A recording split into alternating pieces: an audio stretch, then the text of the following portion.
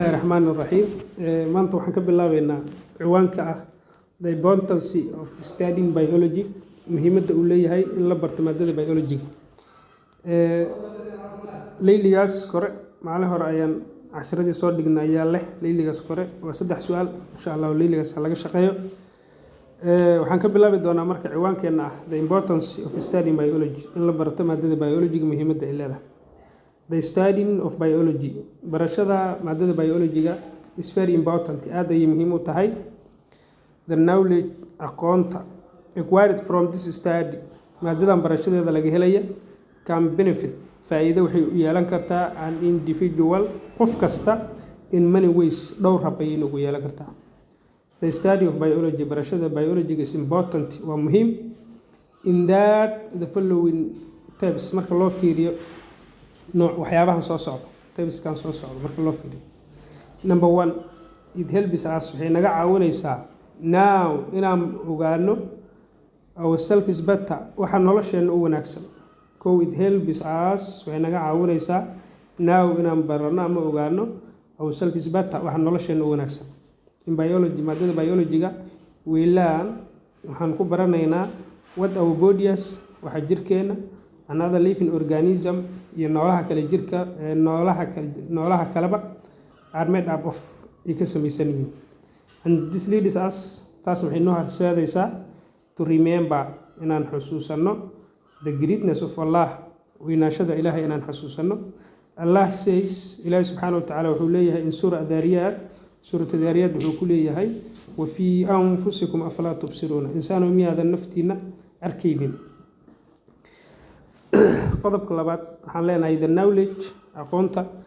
acquired from and carrying the study of biology maadada biology-ga can be very helpful in solving environmental problem waxay aad nooga caawinaysaa inaan dhibaatooyinka deegaankeena aan xallino solve environmental problem sida food shortage oo kale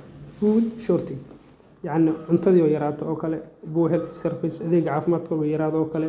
pollution wasaqda kale inaan iska xallino and environmental degradation burburka deegaanka oo kale reed waxaasna iska caawiyo qodobka saddexaad waxa weeye the study of biology barashada maadada biology-ga kan guarantee waxaan ka heli karnaa waxayna sii kartaa wanaan enter into various careers xirfadaha kala duwan sida medicine inaan barano veterinary medicine caafimaadka xoolaha inaan barano medicine waa daaweynta caadiga iyo qaliimadeeda intaba surgery raaca veterinary medicine waa daaweynta xoolaha and animal husbandry xanaaneynta xoolaha horticulture waa tacbashada beeraha iyo xoolaha dhaqashada la isku daro dentistry waa dhakhtarka ilkaha kale waxaas oo dhan xirfado waa inaan barano muhiim ah maadadana aan keeli karno the study of biology barashada biology-ga leads to ku horseedaysaa the development of study of scientific skills inaan xirfadaha sayniska inaan kobcino the study of biology barashada maadada biology-ga leads to waxay ku horseedaysaa the development of inaan kobciso the scientific skills xirfadaha scientific which taasoo are very useful in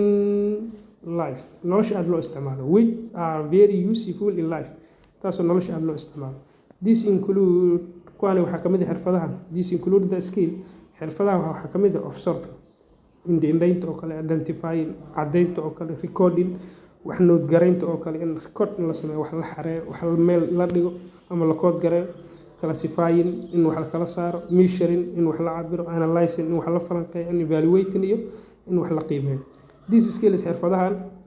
can enable us waxayna awoodsiinayaan to learn inaan barano how to make